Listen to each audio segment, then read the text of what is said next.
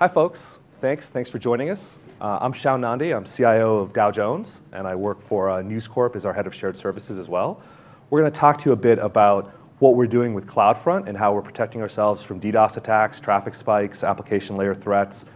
And we're going to cover this in a couple of ways. First, I'll tell you a little bit about Dow Jones.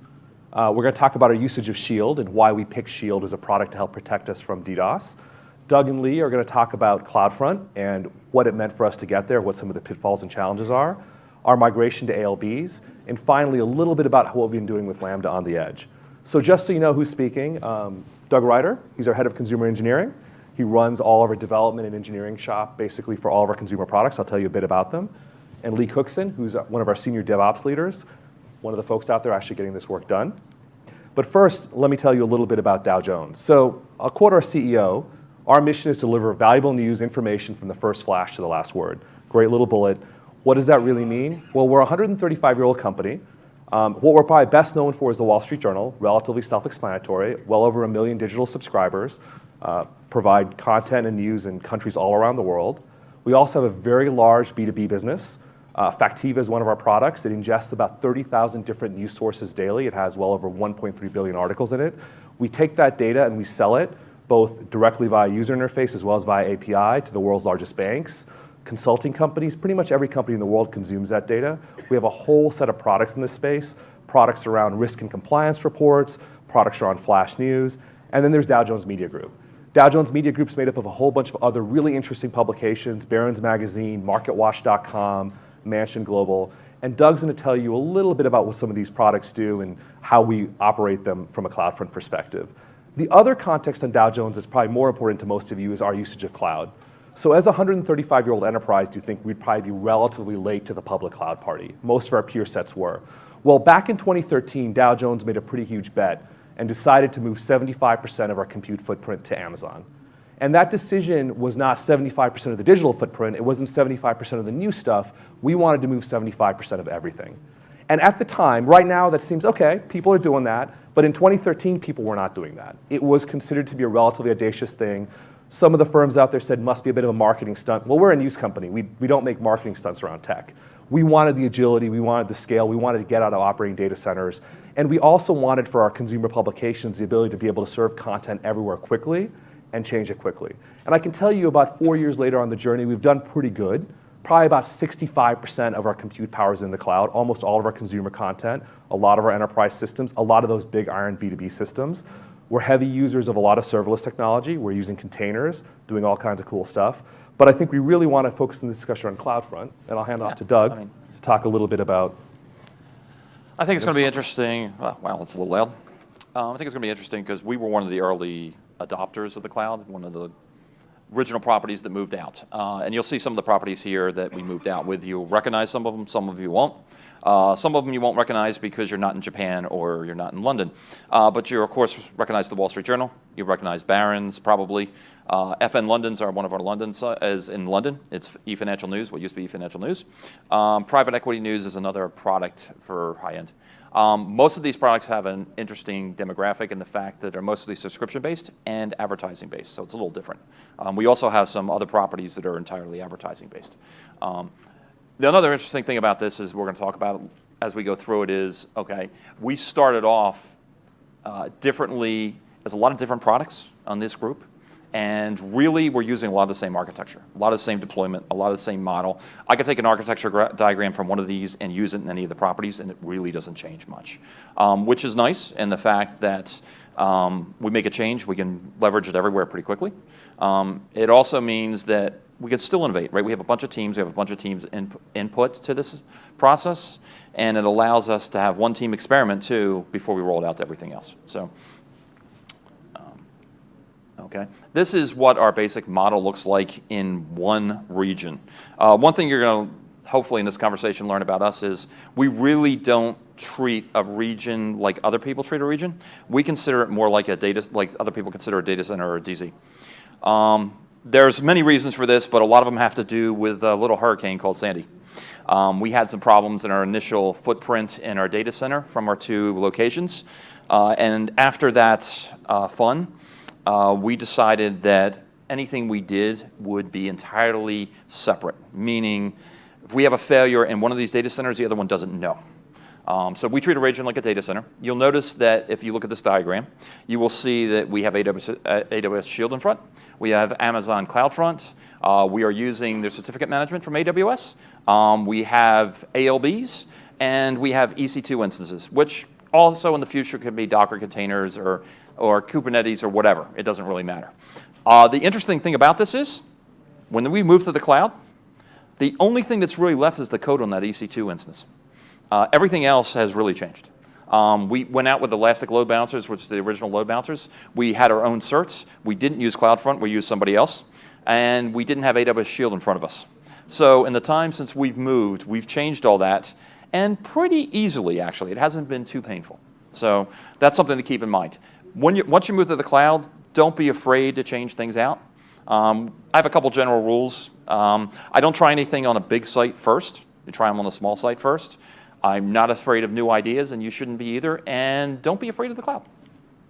So advanced Shield. So I'll get back to Shell. So before we go too deep into sort of how we architect this CloudFront, we have to talk about why. Why did we pick Shield? Why did we go to CloudFront? We've obviously running digital properties for a long, long time, and there are a lot of vendors out there that helped us do that. Well, first, we had a rise in DDoS attacks. And it was very much focused on whether it was HTTP floods or UDP floods. It was happening on a recurring basis, and both on-premise and even when we first went to Amazon, we were able to scale out to a large extent. One of the most interesting examples of an attack would be we kept seeing application-level SQL injection attacks that actually would result in an effective DDoS, because they'd go and overwhelm some piece of infrastructure behind the scenes and DDoS us even when the purpose of the SQL injection attack was not to shut us down. It was to find a way in, discover if IDs could be reused, look for passwords, et cetera, et cetera. The pain point with this was never how do we scale out of it. It was as we start to creep up, how reactive could we be, how could we shut it down, and how could we not run way in excess capacity to keep us from having to go and have a big standby infrastructure. So mitigation for us started on-premise, right? We used to run our sites on-premise, and even when we first went out, many of our sites would still route back to on-premise and be delivered from there. And on-premise, you could buy pretty large firewalls. In fact, our current firewall set does a great job of DDoS mitigation. But at the end of the day, they can only scale so far. It can never scale against a big enough attack, and you're stuck building really large pipes that go well beyond daily traffic for what reason. So cloud routed. This is what many companies are out there using. There are a bunch of providers who do this. Independent of where you're based, independent of who your provider is, there are a bunch of third parties who will provide you with cloud routed infrastructure. The problem, the first thing to solve for us was we got away from our large CapEx on-premise, which was great. We got away from having to sort of maintain that big stack. But we immediately realized we'd lost a bunch of visibility and control. When it was coming through our on-premise environment, we could see what was happening in relative real time. We had good management on the firewalls. We could go and make quick decisions. Now we're working with a third party, and what we found is the particular third party we were working with, they were an amazing black box. So when things went well, we were happy. We didn't need to understand anything. But when things went wrong, we'd be like, we need to make a change. Let's bring the professional services team in. We want to self-serve that change. Our customers don't usually want to self-serve changes. Well, we're not your typical customer. We want to be able to make changes. We would take less functionality if we control our own destiny. And that became a really painful problem to the point where even the engineering teams were frustrated. Of course, the operations teams were frustrated during SEVs. And I'd say the last bit would be we kept finding amazing incompatibilities in our partners in the cloud routed world where, okay, we bought their new DDoS mitigation product. Oh, it doesn't work well with their WAF. It obfuscates the IPs so that when you're attacked, you can't shut the IPs down in the DDoS mitigation product. You have to do it in the WAF side, which maybe requires this extensive change process. Things that maybe don't make a lot of sense to the self-serve Amazon world, that was a major pain point for us. So off to cloud native, right, and off to Shield. We jumped onto Shield because we realized that with the level of work we were doing in Amazon, it just made sense to go to a single partner and have a single throat to choke when we had challenges. There was no more pointing fingers that this is coming from here, this is coming from there. We wanted the self-service portion. And I'll say with the Shield team, we were an early beta customer. We had a small subset of engineering team that was working with them very early on for some of our smaller sites. And when we came here last year at reInvent and sat down and talked to them, their level of openness and willingness to engage with us just sort of blew us away. There was nothing hidden under the covers. We understood the warts, we understood the capabilities, and that really was important to us to understand what we were getting and what we weren't. And we did have a bit of a debate. Are we losing a couple bits of functionality here and there? And we realized it didn't matter to be able to control our own destiny. So that's sort of what led us down the path. Of course, it's performed well. Otherwise, we wouldn't be here talking. It's gone well for us. Pricing has been very competitive. What's interesting is, For most companies, pricing is a big reason to go and look at using a native cloud provider. It wasn't for us. For us, it was functionality, it was features, it was simplicity. But the pricing has been a good story as well. I won't go into that here, but I'll hand it back to Doug and Lee and take us through the details.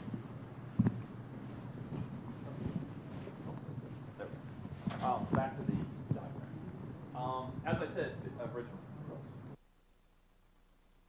As I said originally, we started off very differently. Same general architecture model, but we did start off differently. We started off with another CDN provider. We had some incidents, and one of the things that was nice, and I'm not trying to sell Amazon, one of the things that was nice is when we did have one of those incidents, we got Amazon on the phone, even though we were using one of the other CDN providers, who we won't mention by name. And they actually did get on the phone and try and help us.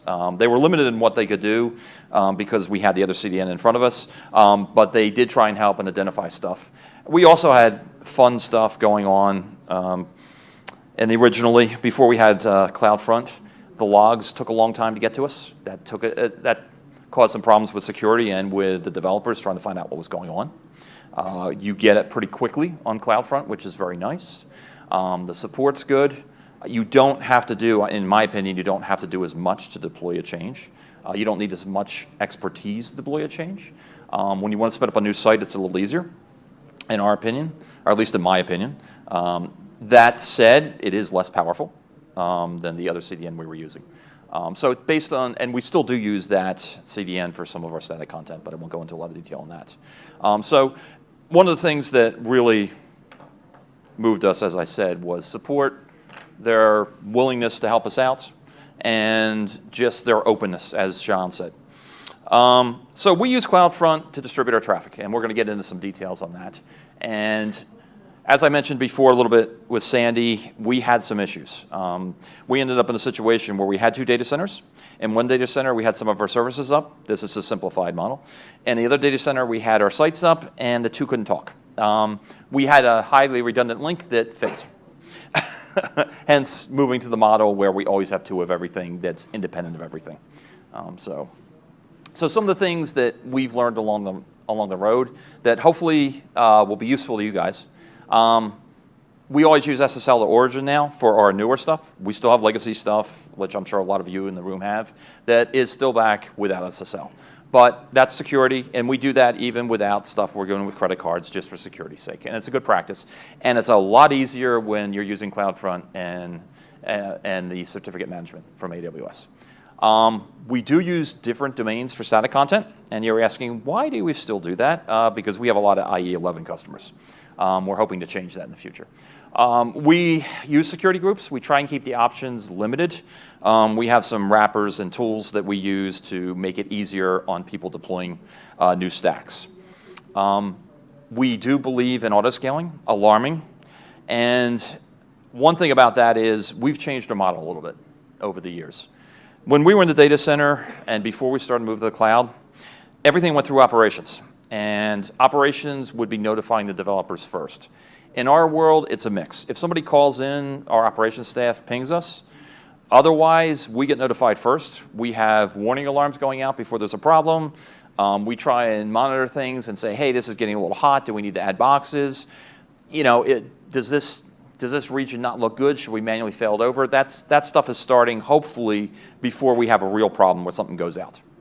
And that's a good policy, actually, to have. That doesn't mean you shouldn't get operations involved, but it does mean that it's good to get your developers involved, the people who actually wrote the site. We have a couple different strategies generally that we use for how we deal with what we call DR and live failover. As I've said, we have multiple regions, and we're always generally running in one region, have one region in backup. That's actually the least common of our models. Our most common model is actually the second one, which is live in multiple regions. For our more important sites, what we call our crown jewels, we actually do a lot of live, and we have a cached backup. So we may personalize or target our content from the server based on you coming in. But if things fail, we have a static copy. So if both our regions fail, for instance, or for our homepage, you would get a static generic copy of our content. You'd get a heavily cached ugly site for our articles. The idea is that no matter what, we don't want to serve you a 502 oops page, which if anybody ever saw the news a couple years ago, we actually served. We try and avoid that. So we've gotten a little more redundant. We've actually even increased the number of our section pages that have static backups over the last couple months. So, and our goal is, you can never be 100% up, but our goal is to limit the damage when you're down. And our end state goal, we hope, is to have a situation where most people don't notice that we've gone down. It just may not be as good an experience, but it's still a WSJ experience, a Barron's experience, an FN London experience, a China WSJ experience. We do use AWS certificate management. If you are using CloudFront and you are using AWS, you should use it. It's free, but we'll get into that in a little detail. And we do use CloudFront logs. So, certificate management. The first line says a lot. It's free, and I would highly suggest you use it. It also updates your CloudFront instance and your LBs, so you don't have to worry about it. If anybody's ever had the experience of having their certificate expire on their site, try and put an end to that. You can put an end to it. I suggest you do. Even our security guys love it. I mean, it takes it out of their hands. They had to approve all these certs. They had to worry about how are they renewing? Is the person still here who owned it? You know, all those kind of things, and it takes it out of their hands. It's easy to request. The only thing that's a little weird is if you're using load balancers, you sort of have to request in both. You know, if you're trying to go directly to a load balancer and you have a backup, you have to request from both regions. You can also import a certificate, so you can still manage it there even if you didn't get it there, though I suggest you get it from them.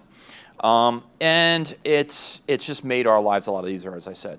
From the developers, from what the SAs were, our DevOps people, our security people, it's made our lives so much easier. So if you get nothing else out of that, use your certificate management. I'm going to talk a little bit about CloudFront versus going directly to the load balancer. Don't do number two. That's another thing, if you take anything away, don't go directly to the load balancer, because at some point you're going to need CloudFront anyway for something you need to do. Basically, CloudFront gives you more capabilities. It allows you to split stacks and paths around to different load balancers. You can also front, S3. It gives you some role separation, and it's just another layer of protection. I know some people do that, and we've done it in the past, but it's getting back, and as you can tell from a lot of what you've seen, we're not into single points of failure. We hate them, and it just leaves a single point of failure when you do that. So, some of the nice features of CloudFront. It's stable. It's easy to use. We've been using it for a while. We started off using it, as Shaun said, on a lot of our smaller sites. We started off, at least in my group, we started off using it a little bit in Japan. Then we started to use it for our new eFinancial news site, FN London. Then we started to move it for WSJ. WSJ was more interesting. A little background on something we did wrong. Just hopefully people will learn from that, or something that was, if I had to do it over again, I'd do differently. We actually moved to SSL before we moved to CloudFront.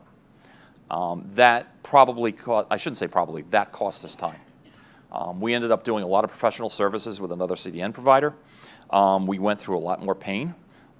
We should have moved to CloudFront first. And when we did Barron's, we did. So just hopefully that'll be useful to some people. There are some limitations on CloudFront. The number of routes and patterns you can use is limited to 50. You can ask for more. They'll probably shoot me for saying that. It does pool your SSL connections. So basic stuff. We heavily believe in DR. We're a news site. It's our reputation. If we can't get the content to the user, that's bad. We are not paranoid. We do get attacked, as Shaun will tell you. We may be crazy, but we're not paranoid. People are out to get us. We always have to have extra capacity around in case somebody hits us. Hence why we got into Shield, and hence why we're concerned about auto-scaling and using those things. But I do want to get a little into something we're doing with Route 53, and I'm going to pass it to Lee in a little bit to talk about in more detail. But basically, we leverage Route 53 to control where and what stack we're going to. So basically, we have generally 2 regions up.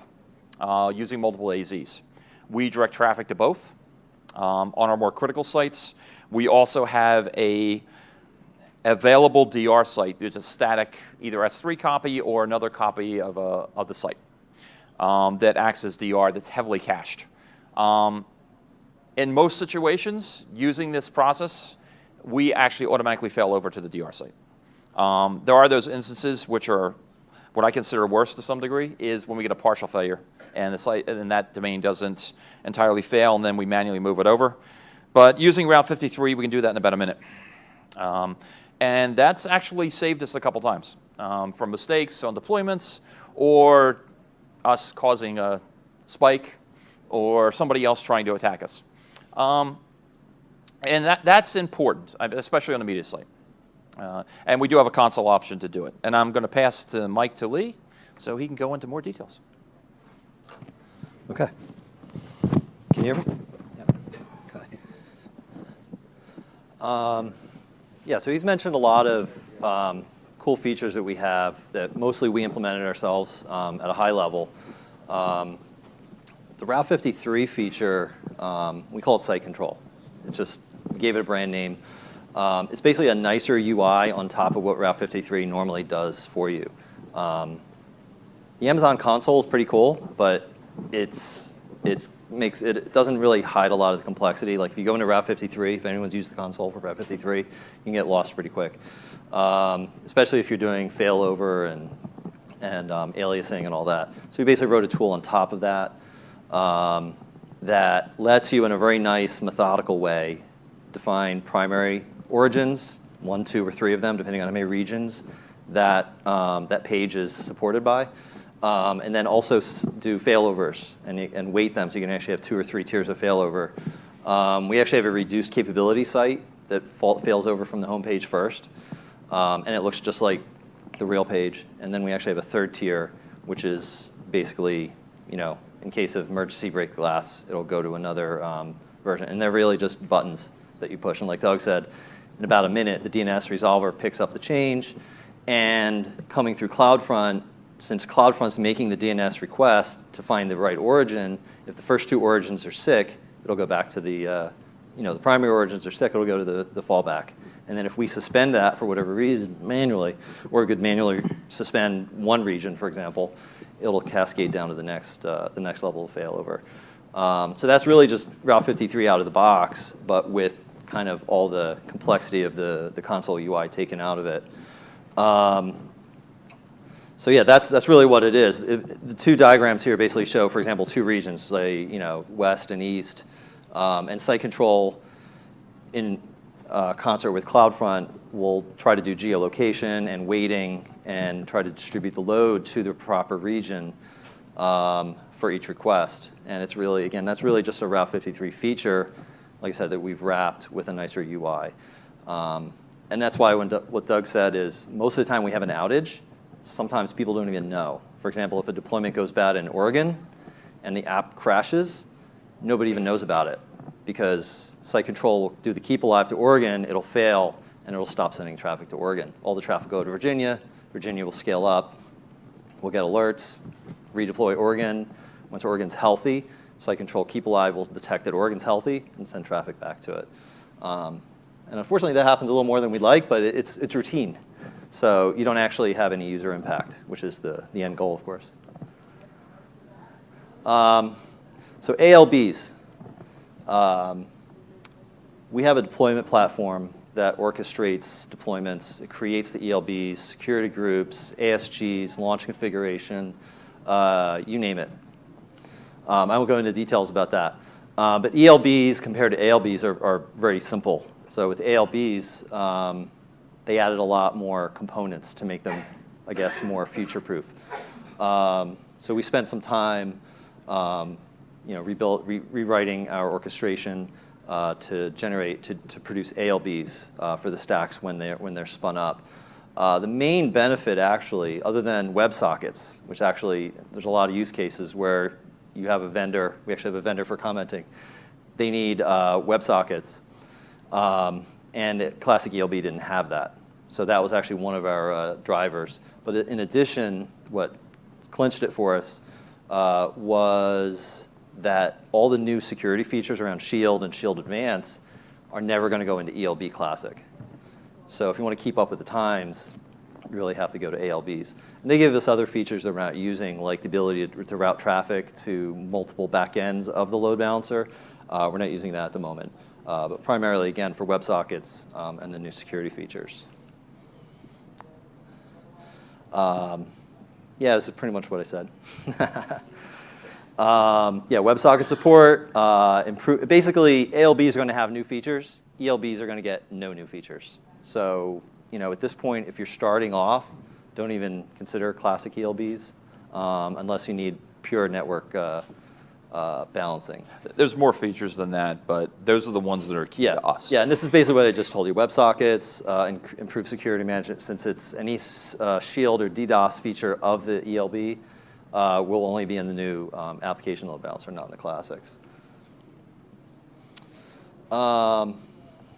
Yeah, there was actually an interesting pitfall, and we had 2 or 3 apps hit it. Bad URLs with the classic ELB, they would normalize out repeated // and it would just work. And nobody realized that they were generating bad URLs in the front end. The ALBs enforce that.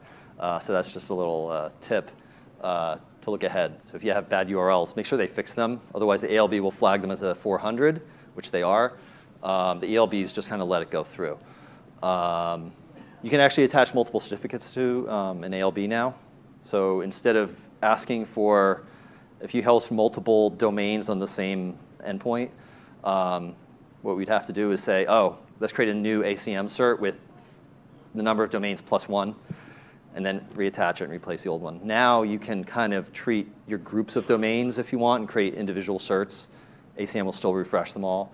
But you don't have to keep doing domain +1, domain +1. You can basically group them appropriately and perhaps even reuse them on other apps that may also be behind the same domains. So that's kind of an interesting feature. Lambda on the Edge. We went live with it in preview. Yeah, it wasn't quite up to what we were using it for, so we backed it out at first. But it's got some really cool features. We actually did A/B testing on Barons. It's kind of a classic example that they give you when you pick up Lambda on the Edge. It basically puts the routing decision closer to the user so that your application, for example, you may have 2 completely independent applications.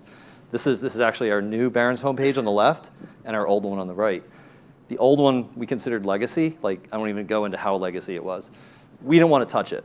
We weren't going to touch one line of code on it. So A/B testing wasn't going to live there. The new app, we basically didn't want to pollute it with knowing about the old one. So we didn't want B to know about A, and we definitely didn't want A knowing about B.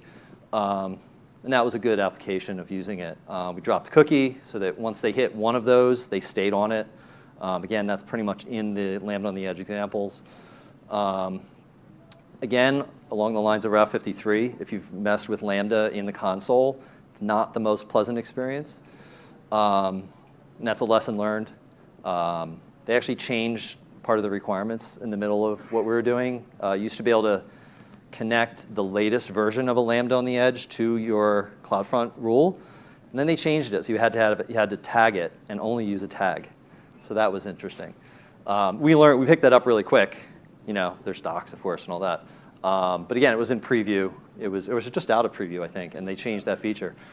But it was a completely appropriate place to do that, as opposed to, for example, spinning up a new stack that only did A/B testing, and then you have more and more layers within your application stack for a short period of time. Basically, we could put this in once we were comfortable with the users giving us feedback about the new homepage design. We just pulled it out, sent everybody the new homepage, and we were done. So the Lambda on the Edge was literally like 20 lines of code, and then it was gone. There's a lot of other really good things that we have in mind for doing here. One of the restrictions was that you couldn't do TCP connections out from a Lambda on the Edge. They just added that actually just a week ago, I think, for the incoming request, which means you could do, for example, an auth callout. You could chop up a cookie, validate it before you get to your app layer. That's actually something that, like I said, I just learned about it last week. That could be interesting. Because again, authentication is something you want consistent across, like I said, we have dozens of apps behind the website. And they all have a common piece of code, but updating that code means you have to deploy it to different stacks. If you can put it here, that'd be a huge benefit. And that's just something that, like I said, that feature just came out. So that's one other thing about AWS. They're always surprising you. You're always like, oh man, I can't do that. And then you go up to somebody and say, yeah, you can't do that, and Lambda on the edge. And somebody says, yeah, you can. Last week, I just got a mail. So we're using it in a relatively limited way right now. We're using it for some URL rewriting that the backend platform required. But yeah, I think we're going to do a lot more with it in the future. We do plan to use it a lot more in the future, especially for A/B testing. So yeah, yeah, I think this is pretty much what I went over. Yeah, this is just this is actually sort of an adapter to a legacy platform. We back in the day, we had load balancers on-prem, I don't know, like 15, 16, 17 years ago. Long time ago. We went through 2, Hourpoint, NetScaler. Anyway, so way back in the day, somebody said, hey, when we want to send the client IP from the actual endpoint to the apps, let's throw a header in called client-IP. Sounded great. I don't think there was a standard for X-forwarded for or anything like that, right? Well, we still have some of those apps running somewhere. And because CloudFront is now the first point of contact, that's the only place where you know what the IP is. And again, you're not necessarily going to go in and hack up all your old code from 10, 15 years ago. So this is a good place to basically shim in the client IP header using what was already set by CloudFront for the X-forwarded for header. And this is, again, this is just a few lines of code. But it solved a specific problem for a specific use case that we had for something that was legacy. Let's see. The A/B testing, handling more complex routing rules. We actually just learned a few more things that we can do to help us move more of our rules into CloudFront. Yesterday, old cookie cleanup. Yeah, you can do all kinds of weird things with cookies, of course, because that's the first point of contact. You can do redirects, things like that. That's it. Any questions? yeah, we did want to leave a decent amount of time for questions because we figured that would be more productive. Yeah, go ahead. I have a couple of questions for Mike. So, in terms of ALB, like the WebSocket support, Right. what is the use case it enables you from a site perspective? Use case, well, we have. Why don't you just repeat the question in case? Yeah, so the question is, what would be a good use case for WebSockets? Usually the WebSockets come to you. So for us, we have an old platform that does some live pulling of data, quotes, or news, and that could be a good use case for it, where the browser's sitting there and you want to pull live data. So you're updating quotes or updating Yeah, a newspaper. and that was actually upgraded to support it, and so that's one Right. of the things we wanted to implement. Yeah, that's future, but that means that's going to enable us to do that. The other one is we have a third-party vendor for commenting. And we liked everything about the vendor. We threw it in, and they said, oh, we only support a WebSocket interface from the browser.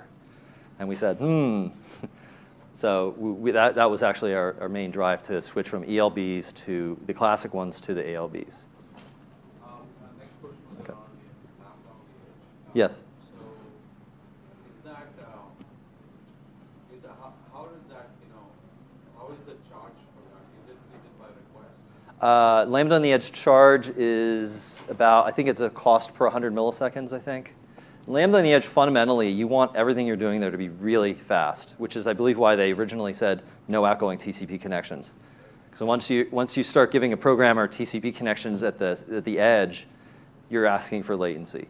So they've added that feature. You can still define a timeout. So if your Lambda doesn't respond within a certain amount of time, just go to the origin without any modifications. Every request to your site actually executes that? So in Well, it CloudFront, depends. yeah, your routing rules are based on what they call behaviors, and there's patterns. It really depends on how often that pattern is invoked. So if you have / for your homepage, the Lambda attached to it would only get invoked when somebody goes to your homepage. And if you have a Lambda attached to /article, it'll only get invoked when somebody hits an article. So yeah, That's you have up to you. yeah. Basically, it comes down to up to you. You choose what pass you want to apply your Lambda rules to. That's going to drive what your cost is. Yeah. Do you think it's better than just changing your header on your page to redirect? It's more flexible. Well, I'm not understanding what you mean by changing your header. So if you just wanted to, I thought this was for your A/B testing of your other site, right? Yeah, that's one way to do it. No, that the That's A/B one way. testing was not changing the header. That was actually making an implementation where we keep a sticky reference to each page. So basically, if we had somebody come in, you came in the first time, you would get one of those pages. And what we were doing is using Lambda to also drop a cookie to tell us, okay, the next time you come in, also go to this one. So Lambda was doing the direction to each stack. There were two independent stacks. One's a Java stack, one was a Node stack. And based on who you were, we were directing you to that A/B test and also making sure it was consistent. That was one use case. The other use case that Lee was going into was to apply a header. That was the sample I code. think what you're referring to is you meant the navigation in the header, like the link to the homepage? Yeah, no, I just thought that, Okay. if you wanted to go to, your new site, right? you Well, could just- this was just one page. This was the Okay. homepage. Okay. So we were only redesigning the homepage. And we wanted to stay sticky so people wouldn't get thrashed back and forth between the radically different designs. Makes sense. The code was not a sample of this. Yeah, one early approach was to redirect you in the browser to another URL, Yeah. but that meant people could just start sharing the new homepage and the navigation. Everything would just involve more 302s and stuff like that. So that was more complicated actually than just routing it through the Lambda and switching. Though actually it did redirect you. It's just the cookie made sure that if you came back to the homepage, it would redirect you to the new one. So actually we did do that. But again, you can't just change the link in the nav bar because again, the nav bar on different pages, bookmarks wouldn't be affected, things like that. Makes sense. So it had to be sticky with a cookie, and the Lambda could see the cookie, set the cookie, and redirect you if you were in the target group. Okay, thank you. I agree that ACM is really cool, but there's the piece about having to auth the request. So you've got a dev who puts in the certificate request, Yes. and then an email gets generated. Yes. How are you guys doing that? You just have a knock group or something? We have a Charlie. We have a queue called Charlie. Yeah, no. He Well, actually approves optimally, it. Since requesting a certificate for your domains is very, it has to be authenticated, right? We have a distro list that is hooked up to the whois record, I guess you could say. So they try to find out who to send the approval email, and then you have to click on it, go to a web page, click again, and it's for actually each domain. So that's another reason the domain plus one approach. Charlie has to keep, if we go from 6 domains to 7, 7 to 8, 8 to 9, and we keep adding more domains to the one cert, he has to get 8 emails and approve all 8 when we get to that point. Whereas if we group them and we go from 2 to 3, and the core domains are just a locked-in cert, then he only has to approve 3. It really comes down to your workflow. But yeah, it's sent to a distro list. There's 3 or 4 people who get the mail. Everybody else ignores it and lets Charlie do it. But yeah, I mean, that's a typical approach. I will say that even though it sounds really obvious, we found this historically. If you ever have it not go to a distro list, you're set yourself up for Yeah. failure. Yes. Because someone is going to leave, take a long vacation, whatever. Doesn't really matter if they're a 24/7 person. Get hit by a car. Yeah, well, Hopefully not. lottery. We have So- ours go to a mailbox, and that's probably the wrong approach because people just kind of ignore it and assume someone else will handle it. Yeah. This is more of a distro list, so it goes to everybody who we consider approval worthy for that. Yeah. We got somebody over here? Yeah, just want to ask a DDoS-related question. So, on the receiving end of a few layer 7 attacks, right? So just to ask a DDoS question, because this is a lot of time on the actual CDN. Having been on the receiving end of a number of layer 7 DDoS attacks, can you maybe share with us what tools were there? What was the process? I mean, picking these guys out of your log stream, it's great that the logs are there faster, but that's still a delayed response, right? You want to be looking at traffic live, figuring out what they're doing, where they're coming from, and what rules you can put in place. So can you just talk a little bit about that? Yeah, what I'd say is, well, maybe fortunately and unfortunately, we haven't seen sort of scale out attacks since we've shifted to CloudFront. We've had elevated traffic in many cases, which could be attributed to potential DDoS, but we've always just seen it sort of scale out and go away. Where we have seen repeated attacks are things like the SQL injection attack that I mentioned, where we see escalating traffic, and then we've been so simplistic as to we've had a couple different hybrid approaches. In one case, we've been taking a lot of that data and dumping it out to Splunk ES and looking for sort of trends there. And we have a SecOps team that's looking at that on a periodic basis. In fact, we recently, for one of our other properties, not consumer, saw a spike in traffic that was unexpected, it didn't meet trends, and we went back and were able to react to it and figure out what was happening. What we've done, and I'll say at the most simplistic level, a lot of it is going back and banning targeted IPs. I think what we've seen with CloudFront is there seems to be pretty good results with the Shield team around just putting in place enough scale that nothing sort of overwhelmed us yet.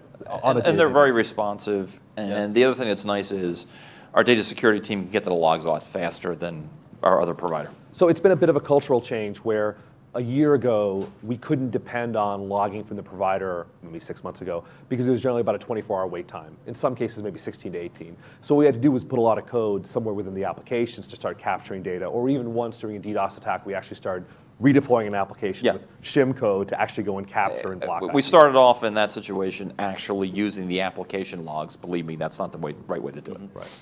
And in addition, there's a premium product called Shield Advance, and you pay an extra amount, and what you get is, I think you get more of the AI kind of adaptable model, but you also get a dedicated like hotline, if you will.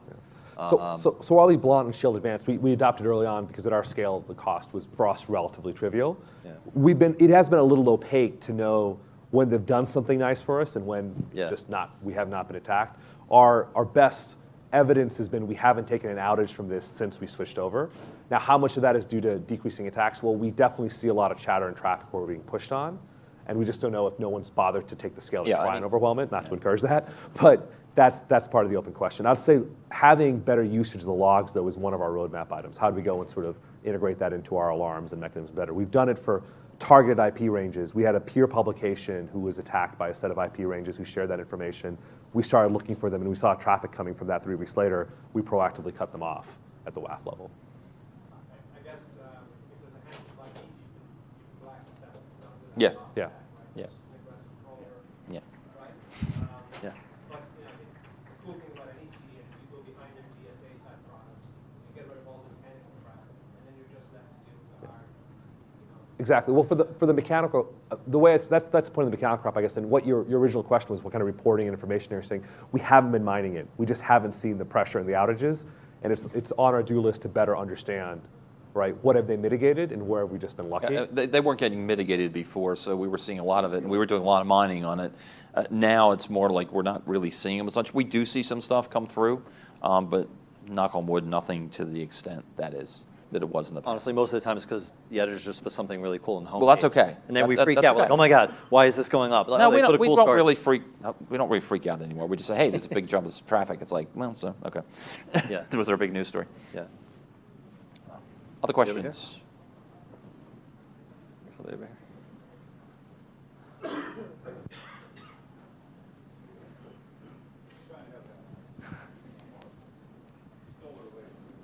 Thank you. Wanted to ask a question about site control tool. Is this something that you're going to contribute to open source or commercialize eventually? We could. I don't want to get into the long story behind the platform it's on right now. It's tied to another tool is what it comes down to. But it's essentially, it is really just UI. The other tool is really an orchestration engine for deploying, and site control works with it well, because if you're going to put your app in 2 regions, Route 53/site control for us is what lets you do a turnkey approach. You basically throw in your Virginia region, you throw in your Ohio region, your Oregon region, make sure the keep alives work, and then you can put it behind your CloudFront behavior as an origin. It's actually so very we little integrated code. it as a UI, but really it's like a zero data kind of UI, right? It really is just a conduit to orchestrate how to set up the aliases and the right rules and all the little buttons and knobs in Route 53. We could consider it. Well, what I'd say is that we wouldn't commercialize it. We'd contribute it if there was interest that would take uptake, right? We all struggle with, is this tool something people want to learn about and build their own version of, or do they really want our code and try to play with it? I think we'd be open. Yeah, I mean, there's nothing harmful about it. It just happens. The reason we haven't is because it's tied into another tool, Yeah. and it's just taking it out of the tool is a little bit of a pain. It's something we want to actually do in the long term, is take it out of that tool, and then it becomes easy to. And Dow Jones has contributed from our news graphics team to our DevOps team, and in different areas we've contributed different tools, either to like the NPM community or other places like that. So this would be a good candidate. But like you said, right now the reason it's not easy to just drop out there as open source is that it is at the moment tied in with another product that is kind of does something different.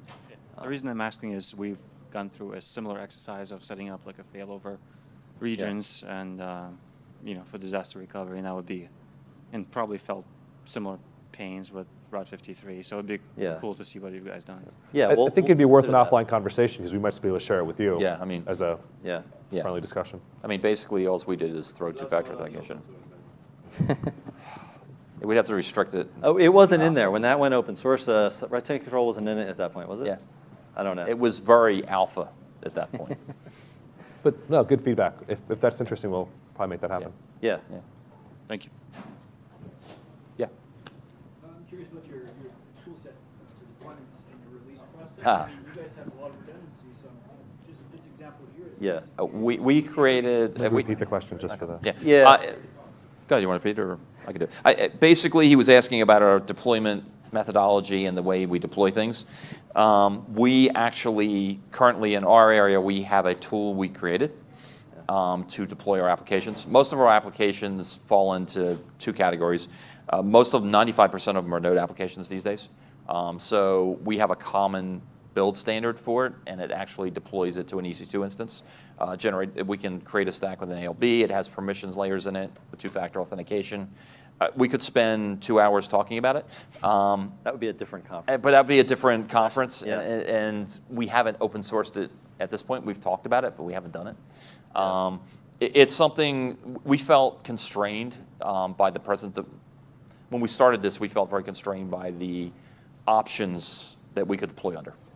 For them. And the fundamental philosophy was when we go to an agile model and the teams control their own destiny, the more you have to ask other people for stuff and ask for infrastructure, the slower you're going to be. So the platform is called Servo. We're actually in the second iteration of it. We basically did it following our old cloud model and then totally redid it to be more of a standalone product. And it basically has security that you can control ingress, egress. It does the blue-green deployment. This kind of is bread and butter. But it also has logging, which could use a little better. It could use a little more enhancement, but it supports a basic logging if you're looking for troubleshooting.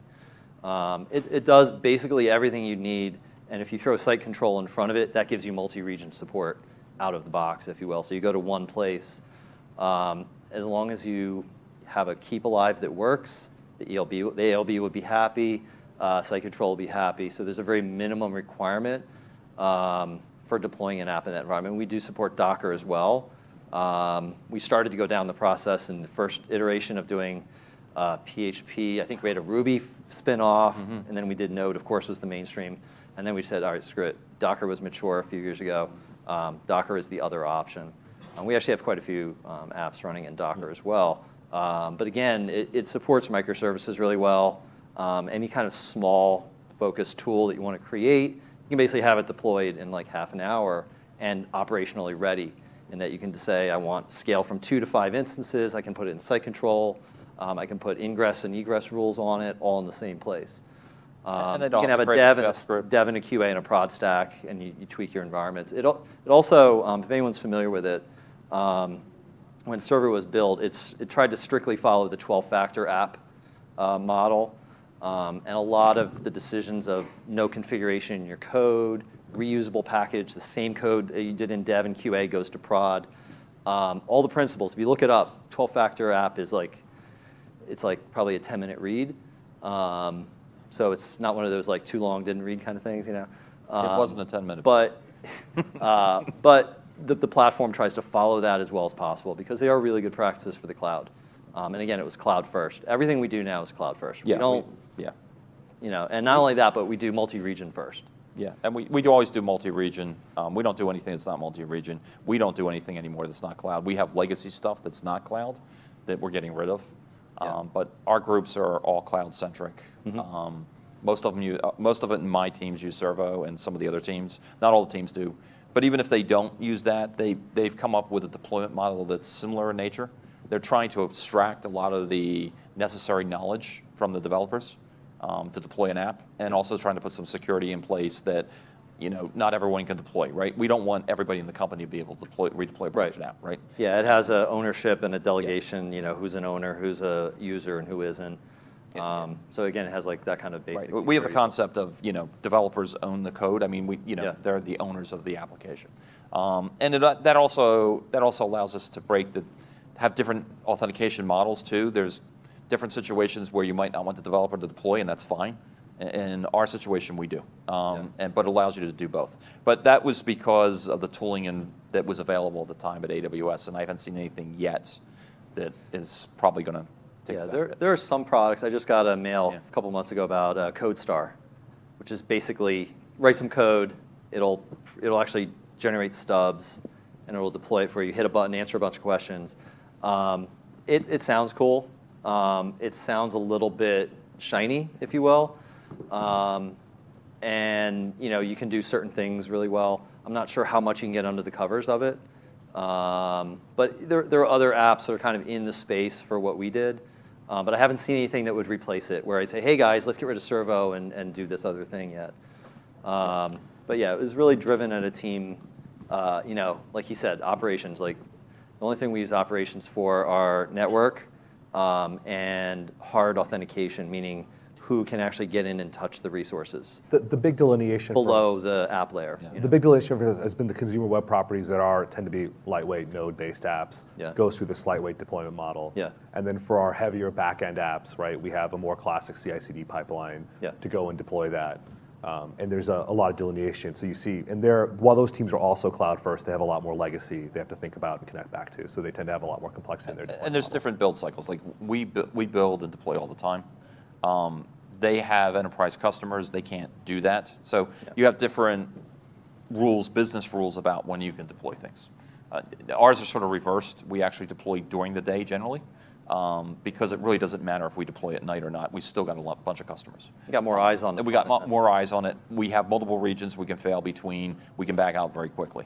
So it's actually more beneficial for us to deploy during the day than it is at night. Yeah. But that's not the case on all of our properties. Over here. You mentioned Docker and microservices. Yeah. What's the orchestration platform you use for Docker? Well, so Docker is a pretty portable kind of framework. So it actually fits within our Servo. So you have two flavors. Either you have Node, in which case the Node package gets packaged up, sent off to S3, and when you get a scale-up event, or you're doing a blue-green deployment, basically the same thing in this case, it pulls down and just drops it on the machine and runs. Just with an AMI. With Docker, the Docker daemon is there. It'll download the Docker image that was also tarred up and packaged, and it'll run on the same EC2. And so everything about Docker or a Node app in our framework, it's really the same. It's just you either have a container or you have a Node app. But everything outside of that, from security and configuration, is the same. But that's us. There's other people doing other things to deploy Right. Docker. Yeah, Right, but so on for- the consumer apps that we've talked about primarily, that's the model. Docker versus not Docker to us is equivalent, and we run them on EC2s at the moment. But again, we're always looking to improve. We could have a model where you could deploy to ECS or something of that sort. We just haven't gotten there yet. Yeah, so the B2B teams who aren't here Yeah. use ECS more heavily. Right. They're using a fundamentally different model for orchestration, whereas you guys are using your classic Yeah, orchestration and model. it really, some of the reason behind that is because there hasn't been a cost benefit for us at the moment. If that Yeah. changes, we would switch. So you are running a VM on EC2. Yes, right now the Docker is just a variant of what platform you're going to deploy through the Servo app that you create, or the Servo stack. And if you have a Docker file, it knows it's Docker and it deploys it as Docker to the EC2. If you don't, it treats it as a Node app and starts it up as a Node app. But otherwise, everything outside of that is equivalent as far as the UI and the configuration and all that. So. And the Docker that you are talking about microservices. Well, The main site, the main browser. Microservices is really, I mean, it's one of those buzzwords that either you use it right or you just use it as a buzzword. Microservice is just basically being agile and reducing your impact radius so that if you have a tool that does one thing really well, which is kind of the node methodology to begin with, like if you're going to create a node package or app, make it do one thing and one thing really well. So a microservice, to me, is really just something that does that one thing and does it really well. It encapsulates one data store and does everything about that data store, as opposed to something that tries to solve the whole world's problems. I wouldn't call our page generators a microservice because they have to understand all the different article types, all the different page layouts. That's not a microservice. We use React. It's a big thing. Microservice is more for really tools another discussion. and for smaller, like a Slack bot, I would call that a microservice. Because the whole thing could be 200 lines of code. And it's all about it's more about connecting the different components, Slack and the service and whatever it's trying to do in the back end, look up conference rooms, look up whatever, things like that. So to me, a microservice is just creating a small tool without all the extra overhead that does that one thing really well. So it's just another way to use the platform. There's nothing special about it, really, except what you do with it. And that's our custom implementation. As I said, other people use other things to deploy Docker images if that's what you're interested in. One more last question. So on the site, there must be stories and publishers. Yeah. I don't know if you have the same challenge that we have. We have manages all the authors and manages all the track. Yeah. So one of the challenges that we get is they want guys where they can see every day, they can CMS. author the content. So if you use React, you end up building a custom tool for your authors to come in and see how the content. Well, he was asking about editors are changing content and they want to see it. Yeah, we basically, with the servo model, we'll have a live stack, we'll have a staging stack, and we'll have what we call a pre-live stack or a preview stack. Yeah. It's hooked up to some of the same data sources as the live stack, but if an editor wants to see what a page looks like before the public, it'll switch over and pull the what's called pre-pub data. Basically, And render using the same exact app, the same exact page layout, but with that content in it before they I think he was asking, is there a WYSIWYG tool out there to actually format the article? No, that's really what they do. But- Yeah, we won't get into the editing platform because that's another. That's a different discussion. But basically, we're more of in a model right now. We have a mix where we have a templating approach. We have a third-party tool that does the editing. They could choose a number of different templates. They also have a lot of freedom to put custom graphics into and have custom experiences too. Right. We want to improve upon that. Right. Yeah, so CMS is a pretty major transformation area. Right now, the net answer would be no, there's not really a WYSIWYG. No, it's not a limitation of the front end as much as our present CMS. But the way they solve that, and we've done this a long time, even on-prem, is they basically publish the content to a sandbox pre-pub area, and they run essentially the same code, but against the sandbox, so they can see what it looks like before they make it public, whether it's an article or the front page or the markets page or whatever. One thing to remember in our business is even though there is a lot of great content that's just digital, the bulk of the content is targeting both digital and print. Yes. Yeah, So that's it's true. being built considering both platforms, and then you look at how it presents on the digital side and how it presents in the digital. Yeah, and Right. even two different users may not get the same article view in our world.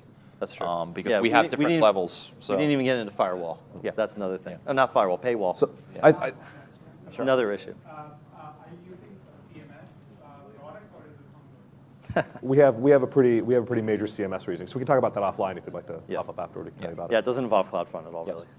Great. Well, I think we're timing out, but Yep, we'll be it's around for a 17 few minutes if there's more questions. unless they kick us out of the room. They'll probably give us a few minutes. Thank you all for coming. Hope it was useful.